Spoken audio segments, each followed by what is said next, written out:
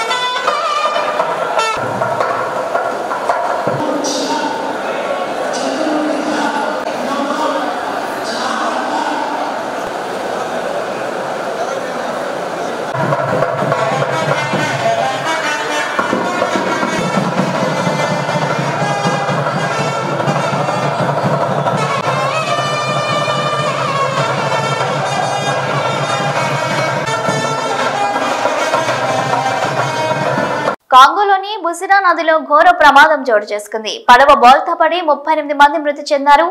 ఈ ఘటనలో 100 మందికి పైగా గల్లంతైనట్లు అధికారులు తెలిపారు.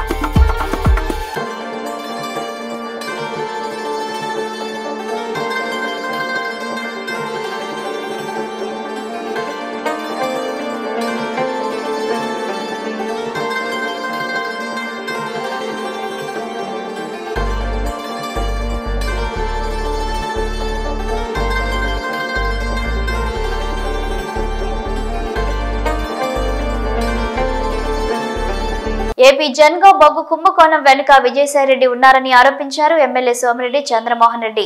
ఆయన మీడియా సమావేశంలో మాట్లాడుతూ 8,500 టన్నుకు ఖర్చు చేసి అంటే దాదాపుగా 382 కోట్లు పెట్టి మట్టి మరియు బుగ్గి ఉన్న బొగ్గును తీసుకువచ్చారని, దీని వలన ప్లాంట్ లోడ్ సామర్థ్యం పడిపోయిందని ఆరోపించారు సోమిరెడ్డి. భారతరత్న స్వర్గీయ మాజీ ప్రధాని పివి నరసింహారావు 20వ వర్ధంతి సందర్భంగా పివి ఘాట్ వద్ద నివాళులు అర్పించి అనంతరం పివి నరసింహారావు కుటుంబ సభ్యులతో కలిసి భారతరత్న క్యాలెండర్ను ఆవిష్కరించారు మంత్రి పొన్నం ప్రభాకర్ మరియు సీనియర్ కాంగ్రెస్ నేతలు. పివి నరసింహారావు ఘాట్ ప్రాంగణంలో ఐ క్యాంపును ప్రారంభించి కళ్లద్దాలు అందజేశారు. కృష్ణా జిల్లా మచిలీపట్నం మాజీ మంత్రి పేర్ని నాని, అతని కుమారుడు పేర్ని కిట్టుకు రేషన్ బియ్యం కేసులో నోటీసులు జారీ చేశారు పోలీసులు. పేర్ని నానికి చెందిన గోడౌన్లో రేషన్ బియ్యం మాయం కేసులో పోలీసుల దర్యాప్తు వేగవంతం చేసింది. కేసు దర్యాప్తులో భాగంగా తండ్రి కొడుకులు ఇద్దరికీ నోటీసులు జారీ చేశారు. నోటీసులు ఇచ్చేందుకు పేర్ని నాని ఇంటికి వెళ్లిన పోలీసులు ఇంట్లో ఎవరూ లేకపోవడంతో ఇంటి తలుపులకు నోటీసులు అంటించి వెళ్లారు పోలీసులు. ఈ కేసులో నిందితులుగా ఉన్న పేర్ని నాని భార్య జయసుధ, ఆమె వ్యక్తిగత కార్యదర్శి మానస తేజ కేసు దర్యాప్తుకు సహకరించాలని నోటీసుల్లో కోరారు పోలీసులు. ముఖ్యమంత్రి చంద్రబాబు మనవడు మంత్రి నారా లోకేష్ తనయుడు దేవాంశ్ చదరంగంలో ప్రపంచ రికార్డు సృష్టించారు. వేగంగా పావులు కదపడంలో ఈ రికార్డు నెలకొల్పారు. 4 ఏళ్ల దేవాంశ్ వేగవంతమైన చెక్మేట్ సాల్వర్ 175 పజిల్స్ ప్రపంచ రికార్డు కైవసం చేసుకున్నారు. ప్రతిష్టాత్మకమైన world book of records London నుంచి అధికారిక ధృవీకరణ పత్రాన్ని అందుకున్నారు. ఈ ఘనత పట్ల నారా కుటుంబం హర్షం వ్యక్తం చేసింది.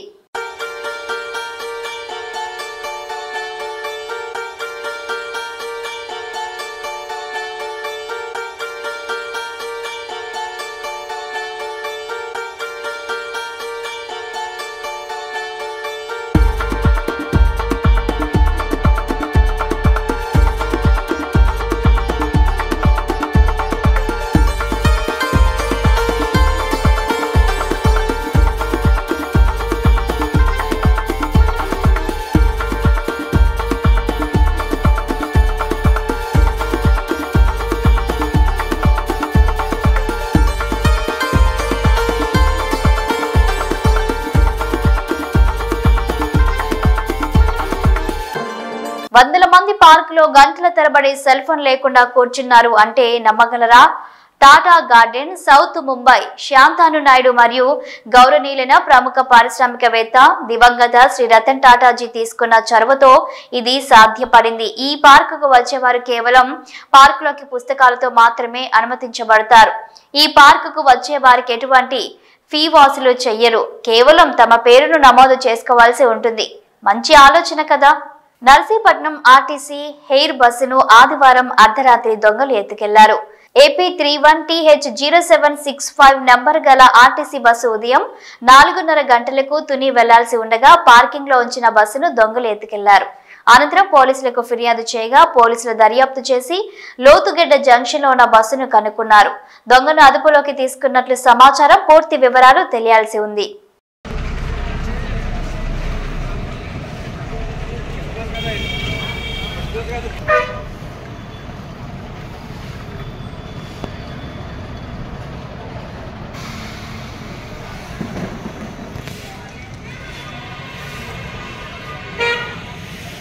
రాష్ట్రంలో జరుగుతున్నది చంద్రబాబు పాలన కాదని, చంద్రబాదుడు పాలన అని వైఎస్ఆర్సీపీ నేతలు మండిపడ్డారు.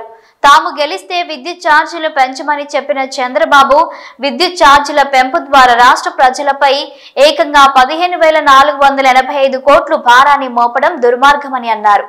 దీనికి నిరసనగా వైఎస్ఆర్సీపీ అధినేత వైఎస్ జగన్ పిలుపు మేరకు ఈ నెల 27వ తేదీన రాష్ట్ర వ్యాప్తంగా తలపెట్టిన వైఎస్ఆర్సీపీ పోరుబాట కార్యక్రమానికి సంబంధించిన పోస్టర్ను పార్టీ కేంద్ర కార్యాలయంలో మాజీ మంత్రులు మెరుగు నాగార్జున, వెల్లంపల్లి శ్రీనివాసరావు, జోగి రమేష్, ఎమ్మెల్సీలు లేళ్ల అప్పిరెడ్డి, కల్పలతారెడ్డి తదితరులు ఆవిష్కరించారు. ఈ సందర్భంగా వారు మీడియాతో మాట్లాడుతూ చంద్రబాబు పాలనను ఎండగట్టారు.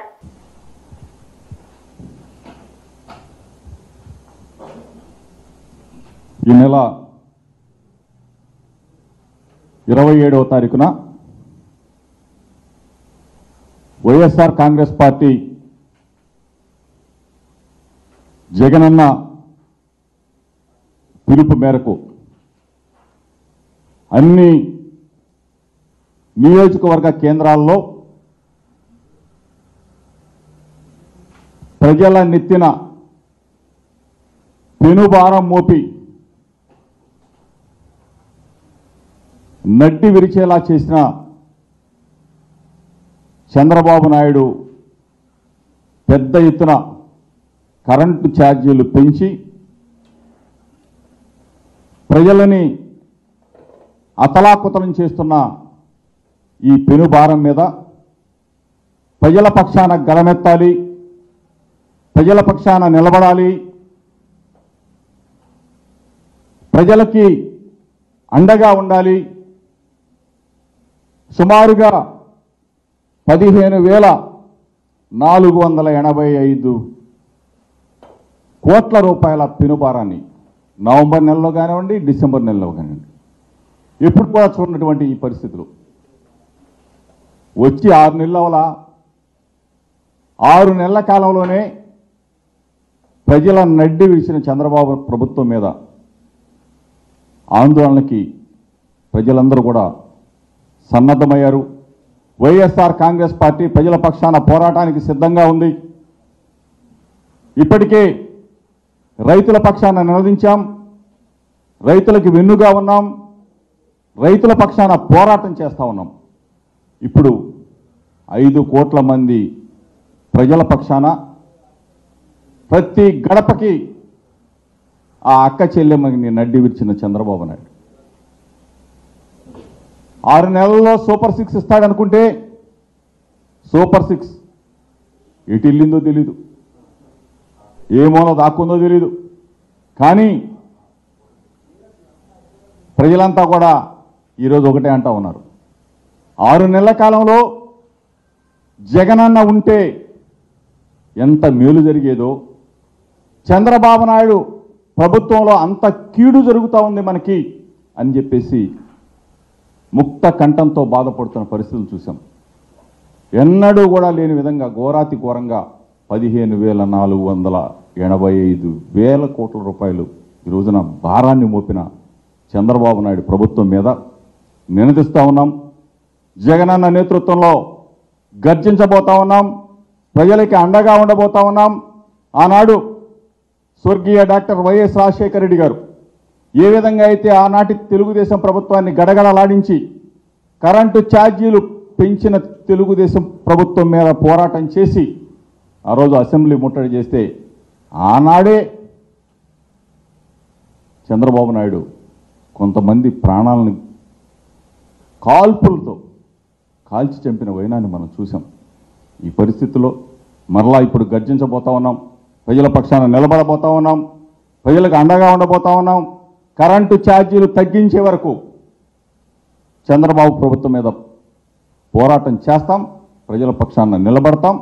27వ తారీఖున మొత్తం 175 నియోజకవర్గాల్లో పార్టీ శ్రేణులన్నీ ప్రజలతో మమేకమై ప్రజలందరూ కూడా కలిసికట్టుగా విద్యుత్ కార్యాలయాన్ని ముట్టడిస్తామని చెప్పేసి, ధర్నాలు చేస్తామని చెప్పేసి మీడియా మిత్రుల ద్వారా రాష్ట్ర ప్రజలందరూ కూడా కలిసి రండి. వైఎస్ఆర్ కాంగ్రెస్ పార్టీ చేసే పోరాటానికి, ప్రజల పక్షాన చేసే పోరాటానికి మద్దతునిమ్మని చెప్పేసి మీడియా మిత్రుల ద్వారా కోరుకుంటూ ఇప్పుడు పెద్దలు నాగార్జున మాట్లాడతారు. సంధ్య థియేటర్ తొక్కిసలాట ఘటనలో మహిళను రక్షించలేకపోయానని సిఐ రాజు నాయక్ కన్నీటి పర్యంతమయ్యారు. ఆమెను కాపాడలేదనే బాధ ఇంకా వేధిస్తుందని కంటతడి పెట్టుకున్నారు. ఆసుపత్రిలో చికిత్స పొందుతున్న బాబు శ్రీతేజి త్వరగా కోలుకోవాలని ఆకాంక్షించారు.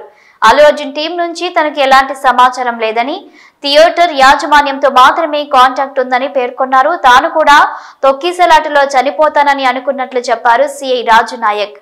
సార్, ఫస్ట్ ఆఫ్ ఆల్ చాలా బాధ అనిపిస్తుంది సార్. గత 15 రోజుల నుంచి ఈ సంఘటన నా చేతుల లేక పాప మాకు శాంతి కలగాలని వాళ్ళ కుటుంబానికి ఒక ప్రాణాన్ని కాపాడలేకని ఒక బాధ నాకు ఒక 15 రోజుల నుంచి ఇదే అవుతుంది సార్. ఎందుకంటే నా చేతుల్నే చాలా ట్రై చేసిన సార్, చాలాసేపు తనలైనా నేను మా మౌనిక ఎస్ఐ అసలు చెప్పలేని ఇది సార్. 15 రోజుల నుంచి నా మదిలో మెలుతా ఉంది. ఆ దేవుని భయవంతుల్లా ఆ బాబు కోలుకోవాలని నేను కోరుకుంటున్నాను సార్. ఆ రోజు జరిగిన సంఘటన సార్, మేనేజ్మెంట్కు నేను బ్యాక్ సైడ్ నేను రాసి మేనేజ్మెంట్కి ఇంటిమేషన్ ఇచ్చిన సార్. నాకు పై వాళ్ళ అల్లు అర్జున్ టీం నుంచి మనకు ఎలాంటి ఇంటిమేషన్ లేదు సార్. మా ఓన్లీ మేనేజ్మెంట్ నుంచి విజిట్ అనేది ఉంది సార్.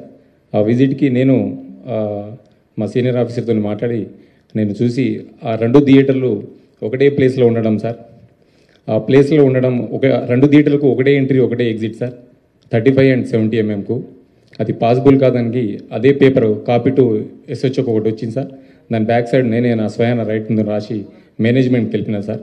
వాళ్ళ అల్లు అర్జున్ టీంకు కాంటాక్ట్ మాకు లేదు సార్. సో మేనేజ్మెంట్ వాళ్ళకి ఇంటిమేషన్ చేయాలి సార్ అది.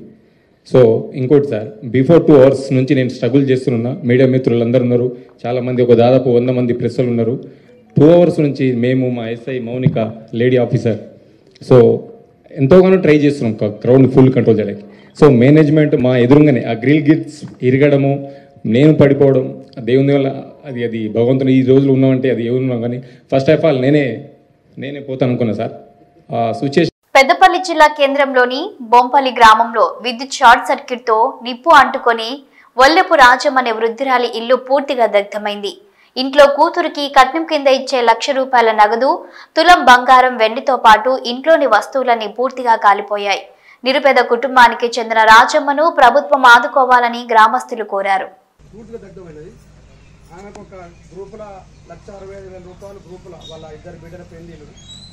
చిన్న బిడ్డ డెలివరీకి ఉన్నది, కష్టం చేయాలి. పూర్తి దగ్ధమైనవి. వంట సామాగ్రి కానీ, బియ్యం కానీ, చీరలు కానీ, బట్టలు కానీ ఏ లాంటిది కూడా లేదు. కనుక వాళ్లకు గవర్నమెంట్ తరఫు నుంచి ప్రస్తుత ఎమ్మెల్యే గారు కొంచెం కనుక ఎమ్మెల్యే గారు చొరవ తీసుకొని కొంచెం వాళ్ళకు నష్టపరిహారం తొందరగా కానీ ఇందిరా మిల్లు నష్టపరిహారం వచ్చేటట్టు ఆర్థిక సాయం చేసేటట్టు చేయగలరని బొంపల్లి గ్రామం తరఫున మాజీ సర్పంచ్ అని నేను అంజయ్ మేమందరం ఇక్కడ ప్రజలు జరగాలని కూడా ఉన్నాం. వారికి మేము విన్నవించుకొని వారు రిక్వెస్ట్ చేస్తాను, దయచేసుకొని చేయగలరు ఎమ్మెల్యే గారని వారికి విజ్ఞప్తి చేస్తూ చేతులకి నమస్కరిస్తున్నాం. అది నాకు పెట్టు, నాకంటే కుమారు పెడితే ఉన్నా ఎడిట్ బిడిట్ ఏమైనా ఉన్నదా అంటే చూసి కుమారు చూసి నాకు పెట్టు. ఇది బాపత్ లేదా మన ఏది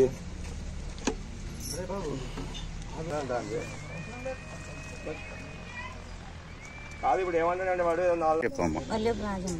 ఎట్లా జరిగిందమ్మా ఇది? నేను కూలికి పోయినా సార్. కూలికి పోయినా వచ్చే వరకు వాళ్ళు ఫోన్ చేసే వరకు వచ్చిన సార్. అన్ని కాలిపోయినాయి. ఏమేమి ఉండే ఇంటి లోపల? ఇన్ని పైసలు ఉండే. మొన్ననే చిట్టు లేపిన. నా చిన్న బిడ్డకు కయ్యం లొల్లి పెట్టుకుంటారు, వాళ్ళు తాగుతారు. ₹1,20,000 అని లేపి ఇంట్లో పెట్టిన. ఇవాళ రేపు పోతానన్నా కథం కైకిలు వేసే వరకు అన్ని అయినాయి సార్. ఎండి బంగారం ఉన్నది సార్. ఎంతవరకు ఉంటాయి ఇంట్లో అన్నారు? మొన్న పింకర్లో తీసుకున్నా అవి ఇవి 1,50,000 అంటే అంతే సార్. బంగారం తులం బంగారం ఎండి బంగారం ఎండి ముక్కలు అయినాయి, అది కాలింది కానీ ఇక ఇది కాలిపోయింది. బంగారం దొరకదు సార్. కట్టుబడ్డ విందు ఉన్నా. ఇవి బులెటిన్ అప్డేట్స్. Keep watching.